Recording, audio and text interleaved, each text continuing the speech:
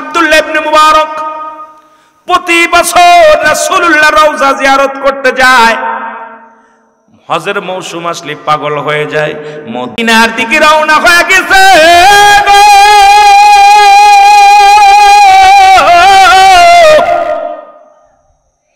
পিছন থেকে ছোট ছেলেটা ডাকতে বলে, আব্বু, আমার আব্বু, তুমি কই যাও? বাবা বলে, বাবারে আমি যাইতেছি মদিনায়, আমার নবীর রওজা জিয়ারত করতে যাচ্ছি। কারণ বছর যখন হজের মৌসুম এসে যায়, হাজী ভাইদের চোখের পানি, যারা মদিনায় একবার গেছে তারে জিগাইবেন কলিজার মধ্যে কেমন লাগে। যখন গ্রাম থেকে একজন হাজী যায়, আবার গতবার যিনি গিয়েছিলেন ওনার প্রাণের ভিতর মদিনা পড়ে থাকে, বাংলাদেশে থাকতে পারে না। আল্লাহরে কাল্লা, তুমি সম্পদ দাও না, আর একবার যাইতে পারলাম না। এর রাসূলুল্লাহর জিয়ারতের উদ্দেশ্যে আমি রওনা দিলাম গো।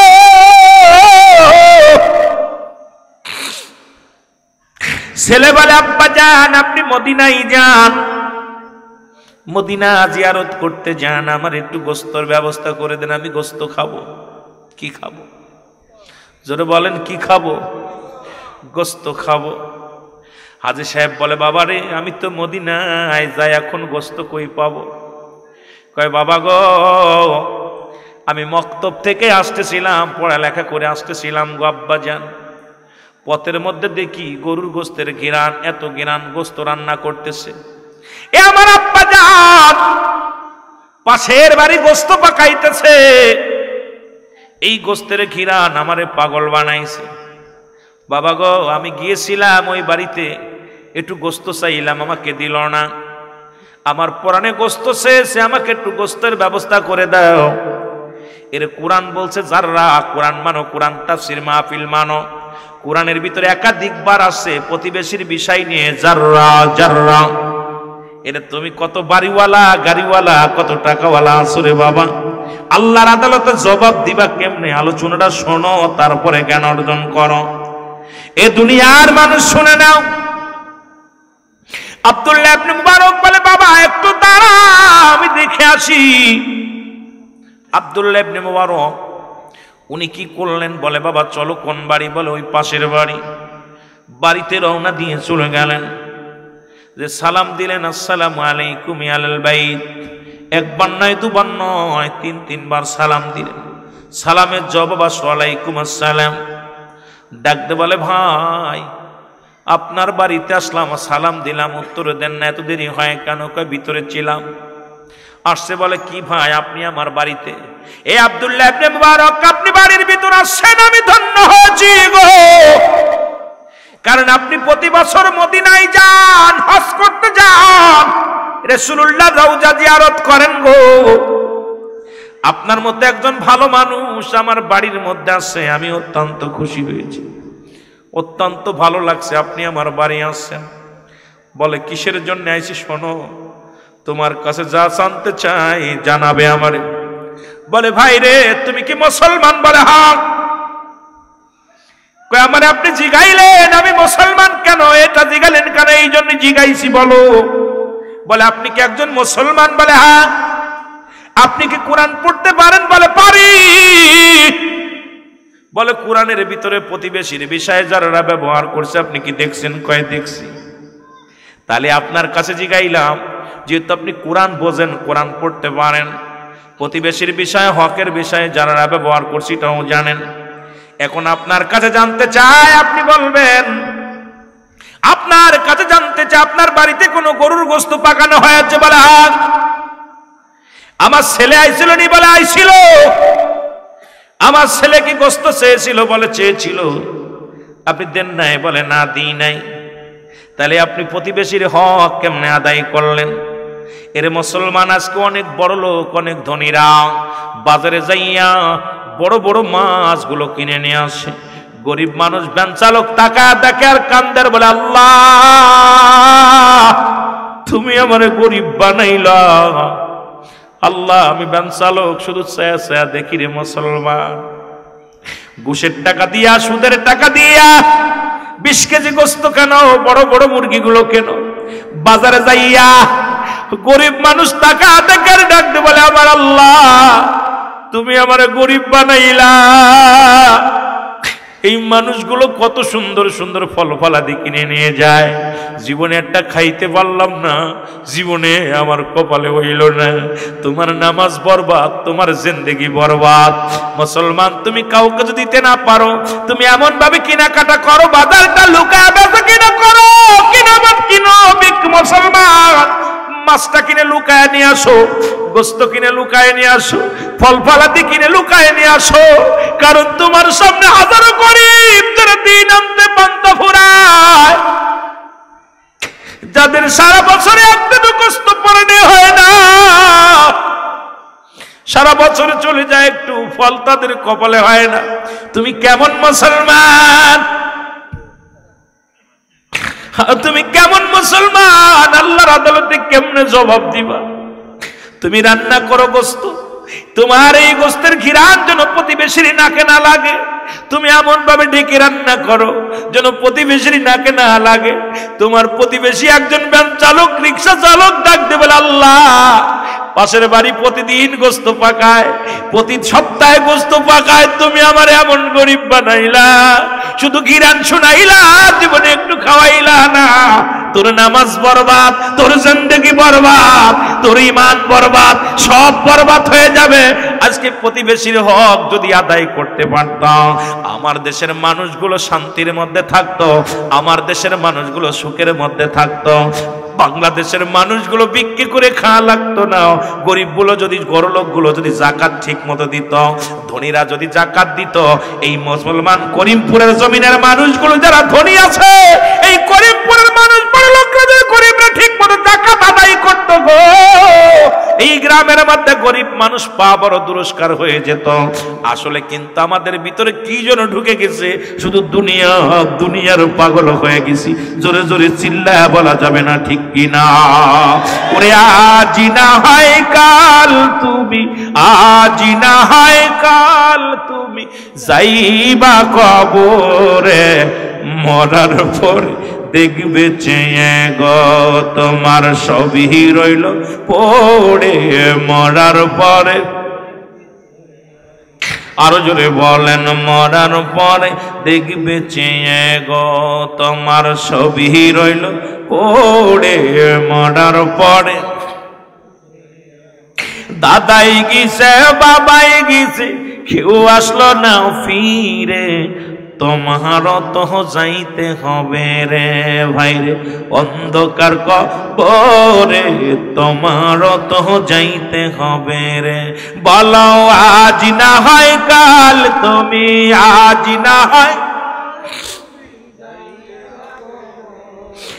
মরার পরে দেখবে গো, তোমার সবই রইল। ঘর করলা, বাড়ি করলা, জায়গা করলা, জমি করলা, সবই যাইবা রেখে। জোরে বলেন ঠিক কিনা? ওরে যেদিন আজরাইল ধরা দিবে রে, যাবি সব কিছু ছেড়ে, যেদিন আজরাইল ধরা দিবে রে। বলো আজ না হয় কাল তুমি, আজ বা কবরে, মরার পরে দেখবে চেয়ে গো, তোমার সবই রইল।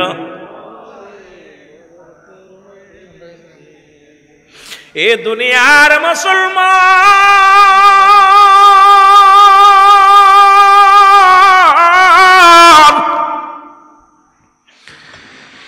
আব্দুল্লাহ ইবনে মুবারক বলে, ভাইরা তুমি কেমন মুসলমান?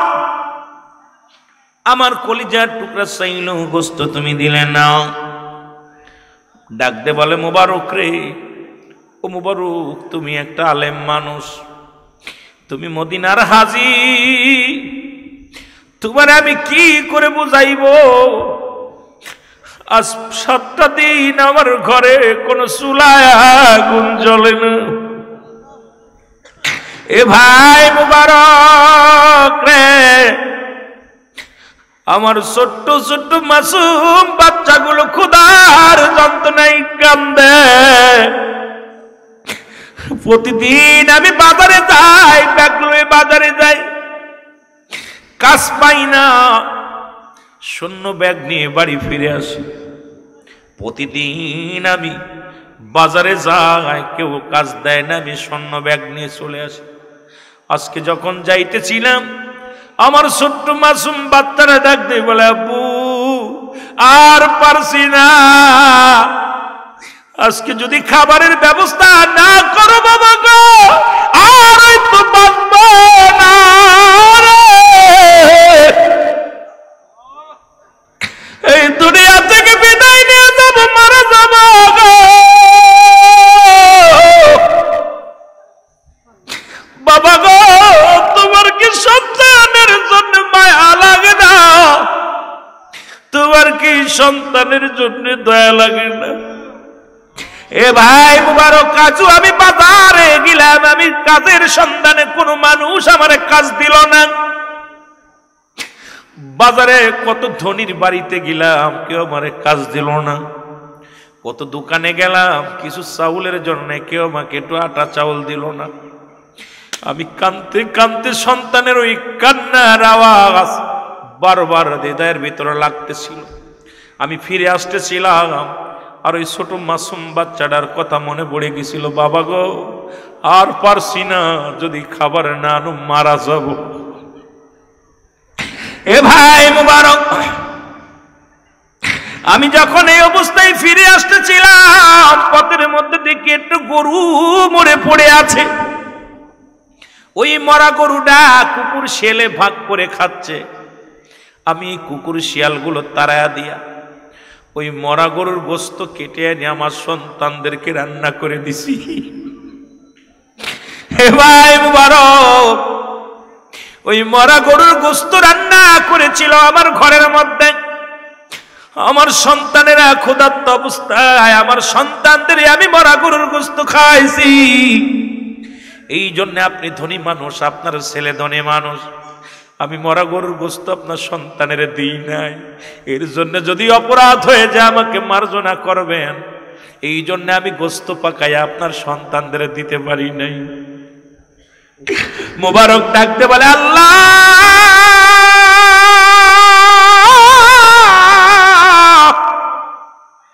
আমি তোমার দরবারে কি জবাব দিব গো? আমার প্রতিবেশী ক্ষুধার যন্ত্রণায় না খেয়ে মরা গরুর গোস্ত খাইছে রে। তোমার দরবারে যখন প্রতিবেশী আমার বিরুদ্ধে নালিশ করবে, আমি কি জবাব দেব তোমার দরবারে? আল্লাহ ডাক দিয়ে বলে, ভাই রে একটু ধৈর্য ধরেন, আমি আসি। চলে গেলেন মুবারক বাড়িতে। বাড়িবার মদিনায় যাব না, হজ করতে যাব না। আমার দেশের কত হাজি রমজান মাসে হজ করতে চলে যায়, পুরো একটা মাস মদিনায় থাকে, কত কুরমা ফলওয়া খায়। তোমার বাড়ির প্রতিবেশী একটা খেজুরও খাইতে পারে না, চাউল ইফতার করে রে মুসলমান, বাঁচি ভাত খেয়ে রোজা রাখে। আর তুমি আজি সাত মদিনায় যায় কত দৌড়াদৌড়ি করো সবের উদ্দেশ্যে। কত ধনী রে আমার দেশের ধনীগুলো মদিনায় যায় ঘোরাঘুরি করার কয় লাব্বাইক ইয়া রাসূলুল্লাহ, মনে করছো গুনাহ মাফ হয়ে যাবে। আর প্রতিবেশীর হক আদায় না করে তুমি ঘোরাঘুরি করলা। প্রতিবেশী একটা খেজুরও পায় না, প্রতিবেশী একটু খানা ভালো খানা পায় না।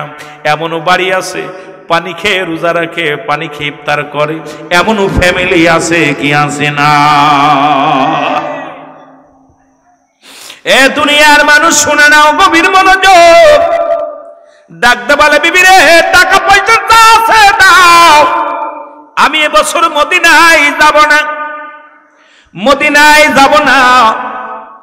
কারণ আমার নবীজির দরবারে যদি যায়, আল্লাহ যদি আমারে ক্ষমা না করে। আরে আমার প্রতিবেশী আর 7 দিন না খেয়ে আছে, আমি কি জবাব দিব আল্লাহর দরবারে? আমি আল্লাহর দরবারে কোনো বিচার জবাব দিতে পারবো না। নিজের মাথায় বহন করে চাউল ডাউল নিয়ে আসলেন, এনে ডাকতে বলে, ভাই রে এই নাও রান্না করো, এটা খানা খাও, সন্তানদের খাওয়াও, আরো লাগলে আমারে বলবা। আমি তো এসে খবর নিতে পারি না, আমার দরকার ছিল প্রতিবেশীর খবর নেওয়া, আমি তো নিতে পারি না, আমি মদিনায় যাব না। মুসলমান ৪৫ দিন শেষ হয়ে গেল, হজের মৌসুম শেষ হয়ে গেল, হাজিরা বাড়ি ফিরে আসলো, হাজিরা দলে দলে বাড়ি ফিরে আসলো, সবাই মিলে এসে চলে আসলো মুবারকের বাড়ি। ডাকতে বলে, আব্দুল্লাহ ইবনে মুবারক রে, তুমি কেমন মানুষ? একু তাবুর মধ্যে নামাজ পড়লাম, কত রাসূলুল্লাহর রওজা জিয়ারত করলাম, একসাথে কত দৌড়াদৌড়ি করলাম, তুমি কবের ফ্লাইটে আসলা, কবে আসলা রে মুবারক? আমাদের না বলে চলে আসলা। মুবারক বলে, আল্লাহর কসম করে বলি, এ বছর আমি মদিনায় যাই না, এই বছর আমি রাসূলুল্লাহর রওজা জিয়ারত করি নাই। লোকজন বলে, আপনি হাজি মানুষ, মিথ্যা বলেন কেন? একই সাথে নামাজ পড়লাম, একই সাথে রাসূলুল্লাহর রওজা জিয়ারত করলাম, একই সাথে দৌড়াদৌড়ি করলাম, কত না একই তাঁবুর মধ্যে থাকলাম, আপনি বলেন জান নাই? আমার আল্লাহ ডাক দে কয়, ইলহামের মাধ্যমে মুবারক রে, ও মুবারক শোনো, এই বছরে যত হাজির হজ কবুল হয়েছে গো, সব তোমার দানের খাতিরে আমি আল্লাহ খুশি হয়ে গেছি, এই বছর হাজিদের হজ আমি কবুল করেছি। জোরে জোরে চিল্লায় বলা যাবে না সুবহানাল্লাহ? এ মুবারক, আমি তোমারে সাজাইয়া তোমার এলাকাতে যত হাজি গেছে তাদের মাঝে শোয়াইছি, তাদের মাঝে খাওয়াইছি, তাদের মাঝে তোমারে দৌড়াদৌড়ি করাইছি, জিয়ারত করাইছি। মুবারক রে, ও মুবারক, আমার বাবারা শুনে নাও, এই জন্য আমরা প্রতিবেশীর হক আদায় না করে যতই নামাজ রোজা হজ যাকাত যাই দিক না কেন, যদি প্রতিবেশী উহু শব্দ করে রে, আল্লাহর আদালতে জবাব দিতে পারবো না। আমি করজোরে দাবি করে যাব, এ মহল্লার যারা টাকাওয়ালা আছেন, বাড়িওয়ালা আছেন, অথচ ২-৪টা ফ্যামিলির মধ্যে খবর নিবেন, ২-৪টা ফ্যামিলির মধ্যে খবর নিবেন, মসজিদের দিকে খবর নিবেন, মাদ্রাসার দিকে খবর নিবেন, প্রতিবেশীর হক আদায় করবেন, আল্লাহর হক আদায় করবেন। বান্দার হক হকুল্লাহ, ও মুসলমান শুনে নাও, এরে আল্লাহর হক, বান্দার হক, এই হকগুলো যদি আদায় না করে যাও, আল্লাহর আদালতে ধরা পড়ে যাবা, বাঁচতে পারবা না। এই জন্য মুসলমান আমি করজোর অনুরোধ করে যাই, এইগুলোর বিধান, ইসলামের বিধান মেনে যদি আমরা চলতে পারতাম, কোরআনের বিধান মেনে যদি আমরা চলতে পারতাম, এই দুনিয়ার মধ্যে হাদিসের বিধান যদি মেনে চলতে পারতাম, আমাদের মধ্যে শুধু শান্তি আর শান্তি ফিরে আসতো। জোরে বলেন ঠিক কিনা? আর একটু জোরে জোরে চিল্লায়া বলেন আল্লাহু আকবার। বাজার, এই জন্য আলোচনা, অনেক আলোচনা রয়েছে, আমি আপনাদের কাছে করজোরে দাবি করে যাব, যেইগুলোর দিকে আপনাদের লক্ষ্য রাখার দরকার আছে কি না। আজকে যে মসজিদখানা, করিমপুর পশ্চিম পাড়া ক্ষীরার বাজার খাদিজাতুল কোবরা মসজিদখানা, এই মসজিদখানা কার? জোরে চিল্লায় বলেন কার? একটু জোরে বলা যাবে না? আল্লাহ। একটু জোরে বলা যাবে না কার? আল্লাহ। এই মসজিদের জন্য আমি আপনাদের কাছে একটু হাত বাড়াবো, যদি সুযোগ পাই আলোচনা করব, কারণ আমি রুহুল আমিন সিদ্দিকী আলোচনা ঘড়ি ধরে করি না। জানেন যে আমি আসলেই পরিস্থিতির শিকার হয়েছি। এখন আমার দরবার অনেকগুলো প্রোগ্রাম, যেগুলো করার কারণে আমি মানুষের মাঝে সময় দিতে পারছি না। গত নভেম্বর, পুরো নভেম্বর মাসটা, ডিসেম্বর মাসটা, এই 2টা মাস আমি খুব চাপের মধ্যে আছি। যে চাপটা, এমন দিন আছে 4টা প্রোগ্রাম, দিনের বেলা 2টা, রাত্রে 3টা, 2টা প্রোগ্রাম। এত প্রোগ্রামের চাপের জন্যে আমি নিজেরও কন্ট্রোল করে রাখতে পারতেছি না। আর আমি এত বড় আলেমও না, এত বড় জান্নেওয়ালাও না, বন্নেওয়ালাও না, শুধু আপনাদের দোয়া, এই ভালোবাসাটা আছে বলে 2-4টে কথা বলতে পারি। তো এই মসজিদটা যখন রাসূল আকরাম সাল্লাল্লাহু আলাইহি ওয়াসাল্লাম মক্কা থেকে মদিনায় হিজরত করেছিলেন, তখন আইয়ুব আনসারী, রাসূল বললেন আমি একটা মসজিদ বানাতে চাই। আমার নবীজির কথা শোনা পরে আইয়ুব আনসারী, ইয়া রাসূলুল্লাহ, ইয়া হাবিবাল্লাহ, জায়গার দরকার আছে না? বলে জি, আমার বাড়িটা আপনাকে দান করে দিলাম। সুবহানাল্লাহ বলেন না? আরো জোরে বলেন। কি দান করে দিলাম? বাড়িটা। কি দান করলাম? বাড়িটা। সাহাবীদেরকে বললেন তোমরা কে কি পারবা নিয়ে আসো। নবীজি যেই চাইলেন, নবীজিকে বললেন হারেস। হারেস শব্দের অর্থ হলো লুবি। হারেস শব্দের অর্থ কি? লুভি। আমার নবীকে বললেন তুমি লুভি বড়, তুমি হে মুহাম্মদ তুমি তো প্রচণ্ড লুভি। আমার নবী চোখের পানি ছেড়ে কাঁদতে লাগলো। সাহাবীরাও কয় হুজুর আপনি কাঁদেন কেন? কয় সবাই তো আমাকে লুভি বলে, আমি কি লোভ? আমার আল্লাহ বলে হাবিব আপনার ভিতরে একটা লোভ আছে, সেই লোভটা হলো আপনার